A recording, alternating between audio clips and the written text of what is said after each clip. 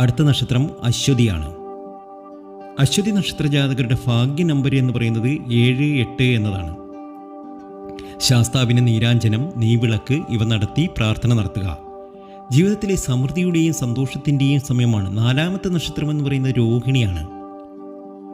രോഹിണി ചെയ്യേണ്ട വഴിപാടുകൾ: ശിവന് ജലധാര, പിൻവിളക്ക്, ഇളനീർ അഭിഷേകം. ശിവന് ജലധാര, പിൻവിളക്ക്, ഇളനീർ അഭിഷേകം, ആയുസ്സുക്ത പുഷ്പാഞ്ജലി ഇത് നടത്തുക. ധൈര്യമായിട്ട് മുന്നോട്ട് പോവുക.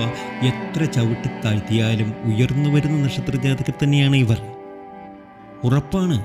5, 1 എന്നത് ഭാഗ്യ നമ്പറാണ്. അടുത്ത നക്ഷത്രം വിശാഖമാണ്.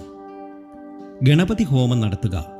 ഭഗവതിക്ക് നാരങ്ങ വിളക്കും മാലയും രക്തപുഷ്പാഞ്ജലിയും നടത്തുക. 9, 7 ഭാഗ്യ നമ്പറാണ്. ശ്രദ്ധിച്ച് കേൾക്കുക. ഗണപതി ഹോമം നടത്തുക എല്ലാ മാസവും. ഭഗവതിക്ക് നാരങ്ങ വിളക്കും മാലയും ചാർത്തുക.